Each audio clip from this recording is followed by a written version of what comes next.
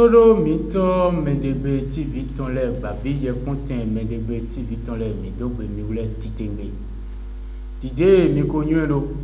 Opodo nuwa miton he mi no basilo ofegbe gbasa to medebe TV. Chile loso. Azanro pe bo mi wule ko so wa na nuwa miton. Na do zinga kendo odu egbe tonji. Odu egbe ton deji mi kajura kendo he no irodo chetura klebozi nkome irodo kameji. Kameji go mi wule na kendo etewe tinto odu mon kotome. O fegbe tele mon kawe odu mon koton ka raison olomedo wa. Nehe ka ifazun boyi mo odu mon koton. O su tele mon go mene zinga he. Vodun tele go e ganjebo dagwetine bezin tome. Mais quand on vla vous voyez quand les condos vous connaissez en passalo et tel mo e kasi ngandona me mon kotono et tel mo go ira dran lo dona meneno bona zingando monukunje okode e enwako bo to agbalo safi ni do konton vive pataki bu kono daho awe to agbalo safi bo yena na mi mo jemi pladuna okoe kun pladuna e basi poli yoro kameji. Bon, titan alors miton disime minamo ba miton dako bokono aklasu ganga bokono miton aklasu ganga na mi fon melo okwelo we fonga ji eyo to alors miton amiome minamo ba miton dako bokono atugan ba ti dako na mi fon melo asan lo ena chena mi wule titembe okodi de minyelo mi wa miton he minon basilo fegbe basa tireloso bo mi ko wa na to singado akendo o kamejigo bokono mito aklasu ganga fegbe tele mo e mi wule kasingana mi pladuna he basi o tuwe kameji ela tena mi bokono akona wa bo fifa no ton son fa mi la sin so me je won to na mi do ndo me do pon mi ro jire me le popata ro dagbe ina do polopo iton le egbe mi na wa zon do kameji elo mule po no sio kam no sio elo ligba hun no sio lo toji gba elo osan holmo ikuru atokun evo pe no na iton elo yin o ganjeto ohun na gbin kameji ina wada gbina lopolopo mi ton le fifa na wa aboru aboya botije abolu aboye abotije ba ti da hobo kono aklasu ganga mi lo mo jeme kleuna e basi fegbe kameji kon to agba mi ton sa bokono mi ton atugan poli he kameji mi mana na mi fegbe kleu he raison lo me do wa akoda yi aseda wa lo mari aseba wo ti to aje klewo mi mo kameji e do mo le po si obo ligba un si o lo atangwe masi mo ko toku ba iji elo aglati mo te wa no ogba elo usa holu no kudo atoku mebu elo pe ano ina ito elo kaje kateme kana do kagbe kuje kuteme kuna do kugo kanje kateme kana kalo suna so wato kagbe nyabo abotije ba ti da ho metra to gan ene bokono miton aklasu ganga sio mehe wa nde kankongwe vravo bokawa mi wule sin apasa omi ka khomla ji hoye ko fa o mi la ko poli kameji ka wa yime etele mogo mi ka sin kan ten lo dona me mon kotono we na mo nkunje ko de kambio go akona wa na chena me wa agbachisa o poli kameji eja ini na ti to hiero mo lo agba eton de do togodo le e ko dego ton ira san cavoni pour un double pentoni bon ena tinkpon pour un do apicule ton tori apicudo caos papa me ena do iton ena double pentoni bran san cavoni mais ne e kain me debo e di lo mo no eton le e fu ya pele tori atango ko masi e mo ku toku tori yin lo mo lo e pinwe era sioto ero kam emno sioto ba to ligba mo so sio toji to kameji me na ndo na do bai we ena chena mi wule titembe bukono miton aklasu ganga mina dona ba miton dako bukono atungan meke wa gba mi wule tunsa pokamo eki poli kameji bonunde kangwe we ton vlavo ne ve atone we wa gba mi tunsa bo poli kameji ka wa yime etele mo bo me kazinga antina lo dona me mo kotono gbe na mo vivo lo gbe zan bukono kwena wa o joko mi cambio be do bukono manyi mede do amale mu autrement kabi bu so no bukono manyi visionnaire o duro pode ton lo bukono si agbaji wa no do ko do nu de kangbe to ko le koji mo ye kwere ma lo ye godo boado di dona bukono do nu le lewe hen wa ni mele yeno ton bukono tenkpongbe kabi yeno ton o fa jedu fe no ton tenkpongbe kabi ye kwele tenkpongbe bo wa bukono ba ji be nu shiwa sin ayika u ba yo ete wene oduro poloton amo bukono na do dueke edo kogun fi egborogo wule enga chan do fotonu kuno pome mi chan mi hedo mo pẹ̀lú esoso gamo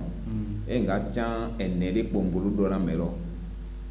bonado eyon de mile mo pe mi ni hedo glito mo pe ko ti ma ye mi sidi bukono edo nu yeranze duro kulo ti boando bukono na mbele tanu kulo ko yera no flen kaka zanaku mele vole ka so te bo ina do ko iton no ehewa wo yara do bo kono magana do mowe ina do dia we aton ene dia we bona kundo yen ne lo le ehewa yen ma ene ehewa de kono so do ayi we yin do ba dia wo ba ki fun awo bia wo ba ki fun ogberi na ni láti ki fun awo yin ohun edo hun gbe na kosi lo so na do hun gbe ton na hun no de holoteru boko gbajini bo mi sero me hole sinu me ṣùgbọ́n ni otode mi de ko mi de go mi ro nu keru ehe ni wa poli kameji lo wa hun le po si o le gbaligba hun ma si o atango ma si mo ku toku awagla ti mo te bo apanu ho mi na cambio me lo yi e ton gbe ya a hotel ke ro fun bo hodo do kameji e meyin aklameji chu edo koro aholego ṣùgbọ́n kameji ma doko do aholego so aklameji le koko je meyin o fo wa suro kameji me fide mi kungbe na bokona klasu gangate ni do edo koro be fin le go alagbo le go flen o fo suro flen ganji mi na cambio mero blavo titone ma do ayi me ni blavo do ena no ben mu ena no wa no no ton lo foji e sin gazi kwe susu million e nya kwewe e ho kwewe e je dembo mo kwewe bo bebu ki lo ajore me nyi ma kambo nyi ma sankanji e na ton lo eteji o foji ni ete ka iro fo ge bayi di bo to ani le wule apameton bo kokle poyi ajogu wa leku o fo ni ye wa no mo ngu pete ofoni e azan kwero yonu me yonu lo ma zo mo e tafu e bo bo kotowe bo wule ayo ofoni e ata adonu kunu de bo zan de we po akweto egbigbo to lile to le polo nde me bo nlo ma so aton do nu dagbere pepeji e ton lo foji ni e ton lo 0 eno mi ofo kameji e wa so mo fi ene le po de ka soro muene nyindo modo o fabilo ni do nyi sude na nyi le ru kameji lo me ko je ma ye mi si nyi su mi kan ya hobio di ala gbole hobio o fa ton holo flen e o le o fodun de nyi yo bodo respecter nu ga ene le po do de na atokun eso yo kameji e do awusa holo mo ba ide emlo kudo atokun me bokun gbere nyi respecter lo le nyi su lo le bo lo le do nu bo san bo de adrade do falo me kameji me lo le bo respecter a hole so a hole do flen do e bo son yin tron Olódùmarè o segbo isago daga segbogo bo je legbaji a hole we kan mamodi ahole nous vivre ye respecter nous enele bo mai dalo nous ma di ndeme kame jino dona me janwe forcé ndomo nyamboro we aboye aboti ena chena mi ule titingbe mi do no klumo je nu me pladona ke yin mo je me mi na pladona yin me hiwa agba mi ton sabu wa kando neji bo poli kameji kawa ayimene ena chena mi titingbe poli kameji otoro mi to e basi me de be TV ton le okolo e je to mi ton bo mi kaze nu ku mi ton do mi mo me he kanu do o bokono si agba sabu ka mo kameji e o fokotele mi uro do toto ba mi ton da ko bokono adungan si onume de ka so te gbon pladona yin ala agbo emi irodo abikule ahole mi so do toto o bokono mi ton le si onume bo mi gbonu ko ito nu wa mi ton le me do podopo poli kameji todo mi to gba vi ye konte me de me TV ton le mina kambio ba mi ton da ko bokono a klasu gaga mehe wa agba mi ton sabo de ma de ne tai de mi do horo fojilo bo nu mo ko ton le we kai nu etin to agba ton me bo do tantan fa jan ina yi bo mi plan me mo ko ton ifazun nu go bo pole kameji e da lo tare etele mo ko mi ka zingan banukundo etele mo mi ngan o mo do me lo si kameji e do hodo nu e no sale pogo o tanweya o howeya koloweya nuedo tokwe blonsa le popota e do hodo ego nueso do zume blonsa le popota e do hodo ego donc à un moment le nous étions les pota et on dit pèse donc de mino wole kameji non le bonne kameji non le e ka so yin mende do wono da ho yin do wono da ho yin mo di ke nanu me e mo tru e ro yon no eton le me osu o soro sun le me osu o ka so su amo yon le tam o me we de e mo di ke nanu me o kameji e mi tronflin o kameji me amo me ne le wu a eton le pata e no mion torí torí wẹ́rọ iye ìjàbí wa gbé iye ìjàbí bá sí gbé yìí ń bá epo kó rán po yìí ní báyìí lọ po onukun sísí epo àmọ́ ẹ máa ń dé mídìí dọdún mẹlẹ́fù lẹ́ǹkan ìṣèlú àwàlẹ́fù jímọ̀ ẹ máa ń nílẹ̀ ọdọ̀ mi tẹ àmọ́. òrànà àtàwà ẹ máa yàn tán wíwá yìí ní bá epo àtọ̀ pópó. ẹ máa sọ yín yìí ní jàsán lé jíbọ̀ jẹ̀tú ẹtì èyí o ẹ máa yé nílẹ̀ ọdọ̀ ètè èyí báyìí lọ kó jìdìdè po èyí báyìí lọ wà kọ́ńpé pàǹpó nùkún ìbọn máa nù ẹ̀mí bro àwọn ọmọ ẹni lẹ́rọ ká méjì lẹ́sìn pọ̀làmẹ́ yín rọ èyí fàzùn bọ̀ ẹ dàrọ̀ tán náà ìyáde nù mọ́ gbogbo ẹ̀ tán lẹ́nu mú yẹn. ena chena mi wule titengbe yeni basi nu kpodo akonpe pampo poli kameji no le memo kotono ewe ye ba mi ton da ho bokoro aduga mege yin o poli kameji no bo ifazun bo kameji we da lo tane wa lo tele mo e mi kazi gan moto memo koton si an lo me bo na mo ro poli kameji no e da lo tane chena mo pere do kameji ro mi do ko de do jiru asana mulie botulo kumplado ayiholu sapatago wamiro dido hiaro votulo no wale amomelo le wono wa onugbo e bokono aklasu gangado onugbo titengbe do shigbon shigba de wa do flen o pe vide do flen kameji ro enyewe lo fodunde demelo le sin khoni en bokono aklasu do ne do fato me fide onu dabla tinte to fato melo filo le ni do lo fato me ye gbena we do mo do ifa gbena we bo tutu egbero amanu ha lo e na no juruwe ni tutu egbero amana ale aga ma ade ayo amana no tangresse pe bo mana ple pito de matin hors mariage pito de matin lo ya na no do me na no ple we na no juruwe o sinu le na no pewe ene lo ka no henugble ena henugble amelo do tulo ye masinga pe nu ko tulo po amasenga pe nu po dulo ko dulo e pe lo ye yi mesento lo dulo ton bona respecter o dulo sinu le kameji no eno wa nu percebre wa nu de yin beto de omolo abisinu ṣùgbọ́n mende da lo tan melono wa nu jagirija melono ti ko de matin melono yin wa na pepe ho melono yin wa tu claro melono yin wa na ni sa do nu te beto ni sa modo wo plein o dulo kagbene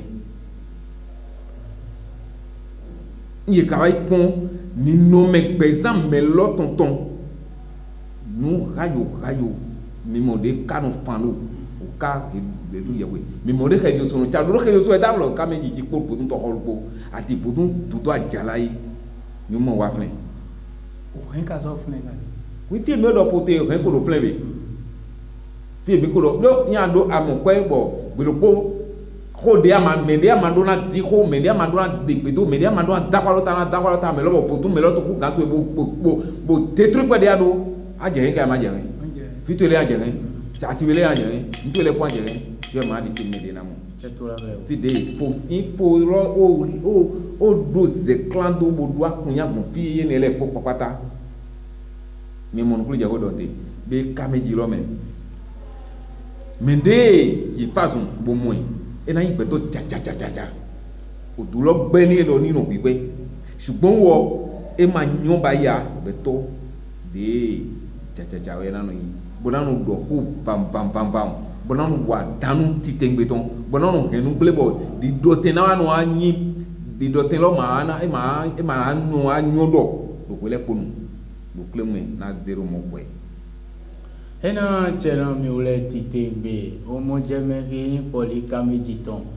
ndido eto yiye to do mi to ko gba bi e content Medegbe TV ton le po bo mi ko nu ko eto nu wa mi to lo me ko ko mi to en classe o ganga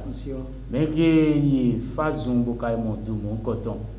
o su tele go e me mo ko ton kazin kan he su tele we na yin bo fi fanati ne bezaito na chelo e ko no akwena wa nei zume bo ose poli kameji we daro tane mene emrondu weli mene emrondu o dans l'air de pe mene emrondu kolo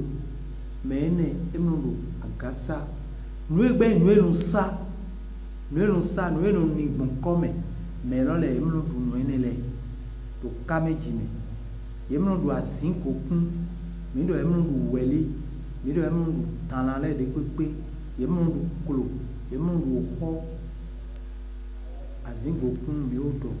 o kame ina yi wana avowe no chon titengi ran to avowe do ko to sika gan ene wewe lo na no alona yi ran do acho ganji o kameji na pa vide de mo de ku be rando ena chela mi ule titengbe o bokoro mi ton atungan me ke yin poli kameji no edona yin sure dandan do to ime mi le to lo do su ete wa yin gbeto fin gbezanton o su tele mo go eme mo ko ton kazinga en bona mo fifa to aliyo ton leji nu ve nu le tantantin lo kameji me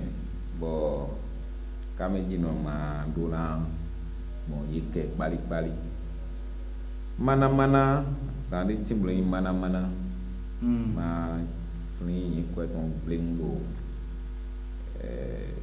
do ngbe mana kameji no souhait on pété dans au revisika de no se do no ume bo yero sika kameji no ina pa ido ko de ne lego o dans la le ko de bo ko no ga classe do ru abayen sous ton ça bo ko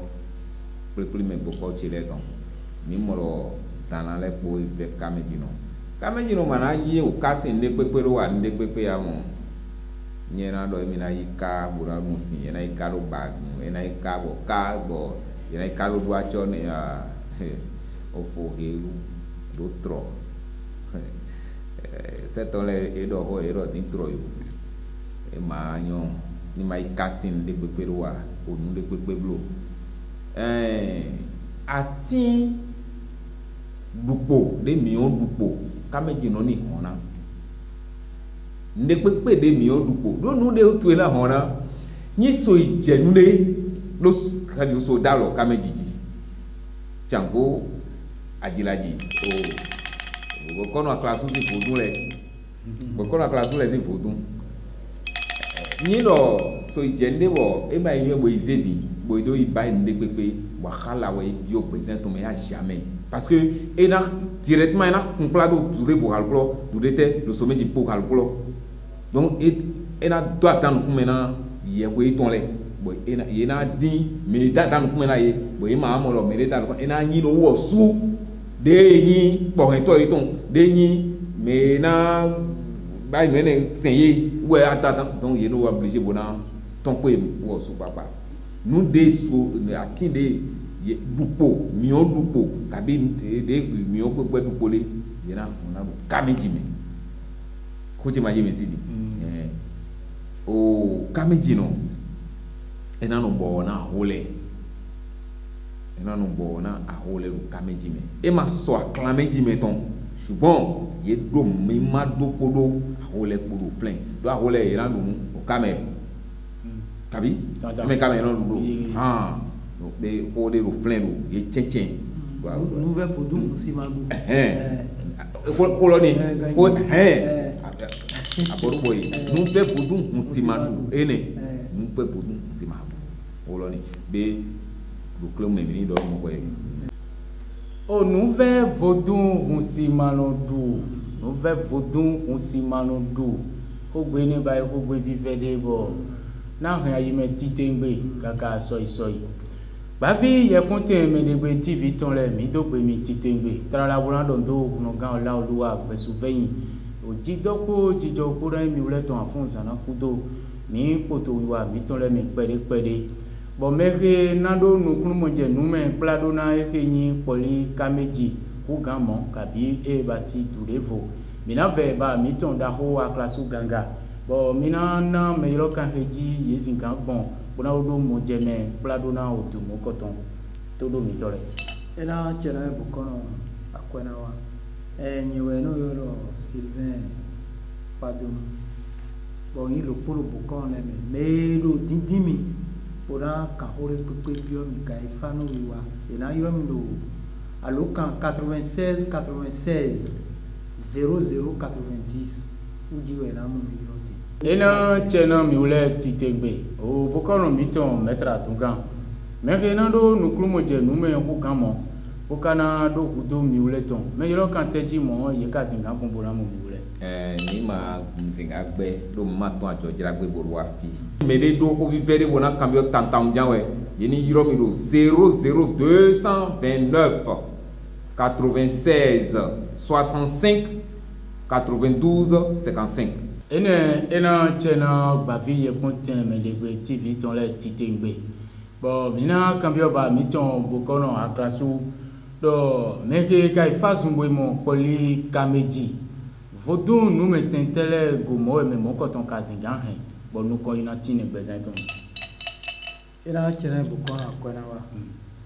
me izume bo kameji daro tana me ena hen holego pola hen tan lisago bona me finfini lego do kameji me ngadi do fi tante revo so abonné soufflin le gba boka so flinga do mo nyamboro abo chiche o mina ve siwe yekwe bokara so ve vodun yekwe ene lo me mina de son bona cambio ba miton bokono atungan do vodun nu me sentele gomoe meke poli kameji dalotana vodun tele mo go ezu kazinga he do present to me bo nu kon yi na ye ton ko fifa ko o bokono akwena ngo hore mi do bleun do flen di mo holo ina eswa papa mi son ali dome kakawaga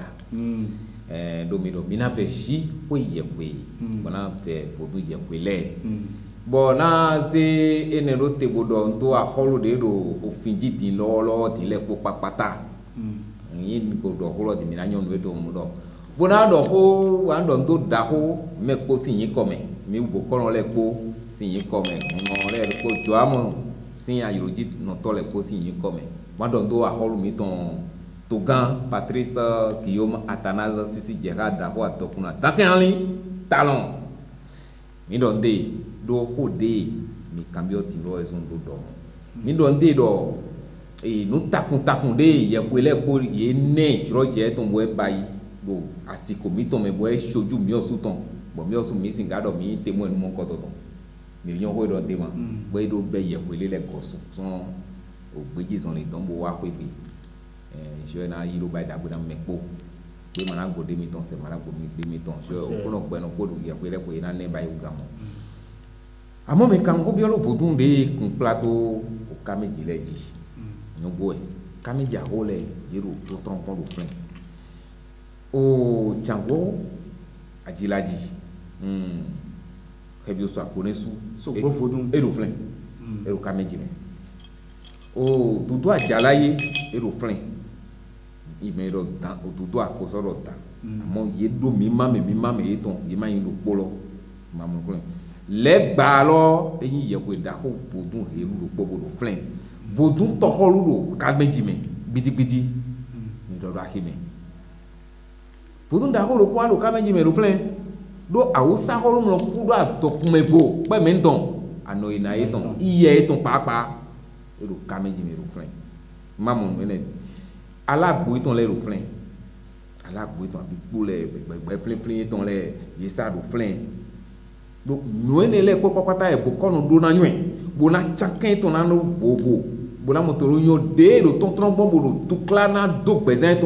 to me boy na dia trai to ne bo ya na no edin ete ye bo gbe na ye boy na yin do mo lo mi o na no mi to mi mo ma do tout cla o favi blo bo yo so do nu boy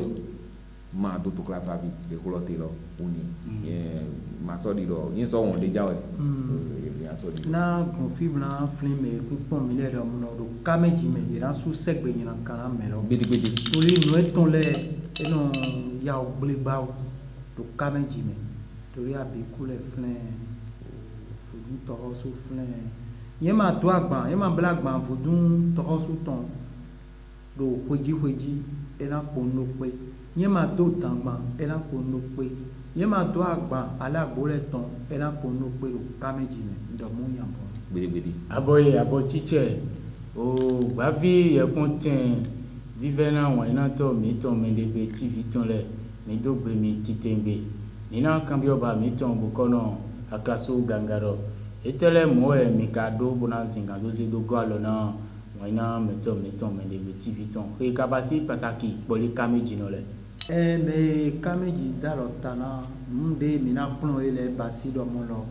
suru ni suru wiwa eton le me amo ye no tenpon lo do fa eton le amasi me lo kweji bo ka so tenpon bo vodun de ye na ndudu kabide na do agba eton le plan la una ro kweji ye no wiwa ene le blon wa na no kon yi no tina yi ndomo nyambo abo chiche eno chena mi wule titembe bukoro mi ton metra tungan etele mo e mi kado bo zinga go alona me ke impoli kameji no le o bukoro mi ton kwena wa kana chera mi kaka mo hori mi do tiro ke mi flin hori ko e ko te mi osu mi ye bukoro aworo da hole do pe chetula na wero awore chetula mi le mai baba no e chetula na wero awore chetula ahore chetula yege na chera mi kaka agbo gripo nugbo e bukoro baba no da hole ye kodo nu de ti no fato meni mi le yopo ile di ma wa plateau di bo ro mi le ko yin baba no da ho fato mi we do ti tu enele nugbo pe ma mi ton na mi je fi de ma na mi je bukoro de bole so po kodo bo yele sigbe mi yibo di do fi baba no da hole ye file défilé les mon dike défilé les non dunya défilé les maçon dike yo so les na dunya e ba mo na che na fa na yona meru klopo nubo nunde mina ido gwalo na mede tindo kameji no ye suru lo ni no su yini yun o su de do fa yi to mele iya yi to ye na ma iro de humblo a ho kabli kojo mu bi do pa gida yo lo ri bi ala shori mala ye ma iro de humblo do kameji me nous de avoir de beaucoup nous donner et vous y a drailler ton l'air au petit y nous de pédé vous y lui donne nous de pépé ouais quoi il a do bail y ni kam quoi bien a ou non pataki y ou m'aider dans to me y no ya autant aïe y ka do na basi ndele do flin bon to me y là mon ton do compagnie il m'a sans pouvoir de les reflets ou de attraler les flins oui tout le monde il y a mon colo candidat don à mon doigt le pot tu vois il y a un jour nico à bébé et maintenant il m'en a mis des bébés donc comme dit non nous des doigts Hélène et Bonani au soudé le fight ton l'homme au yuro de nous bon on fait à ou candidat pas comme dit non m'lando et m'en no chipi mais et m'en no chion mais et non voulait y a une des boy y a moellé à yero yes mais qui et c'est un sonné gars yon amodo au en c'est qu'on parle aider ton il m'a mon bail c'est ton aglo comme o lolé ni donc comme non haye ko ba no haye ko haye ko le wa kala we non vivi amon de voloté ni et ma ka me di no no ko de plein pour vivre mais a hizi a jo a ka flamon de que ya ki me di mo da la ma me di ton me yi ndelo do no le pour nous tol de plein no dia no je ko me na ya jamais ye ayi kame jino do nyonu bwa osunu do bobo amaye boya o timati sa tosin video e kabiedo ne kai nda sa tosin video ba ko kweton wule au ya ime bo fitimati yima kan fitimati do ahimi yesu nyoko ne enwene le aje ko mene wa egbe ton police akawato tu e manadi ke yeramo kame jino e do na no gbe foji mere ma so no blue ye de ro flen non parce que y a do la lo pele na e kame jino tande flen po to olopo e na no to lo ya iro la lo do ite mo wa ya gba o mais les ton yo so ma do na blue me kame jini ko che ma ye mesi be ye ma ka son to si blue me we men nous étant les po non poloni nous bleu nous façon fait sino ka na mi no iro do ene le iro do we le iro do no ene le no yina ani ton eto kachi mi do mo bonya bo abo chiche ene o todo mi to gbavi ye kontin Medegbe TV ton le mi dogbe mi titembe bo nu wiwa ki mi ba si lo fe gbe ba sa to asan igbe ton chi mi kendo ye ba si poli kamejiko onu e tin to du mo ko to mele do propo mi de ton je gbangba me ke fazu gbe mo du mo ko ton we je ra mi to tito eton me ke kai kam to bu kono si an pasana nde valavo mi to tito nu mo ko ton le ton o souwede me fodun ye pe de me bo me mo ko ton na ganje go mi to tito nu ne le ton weje oto mi wule to me bodi de mi nyelo mi wa vivona mi wa mi ton rebasi egbe ton to fe basa o mi na do e sande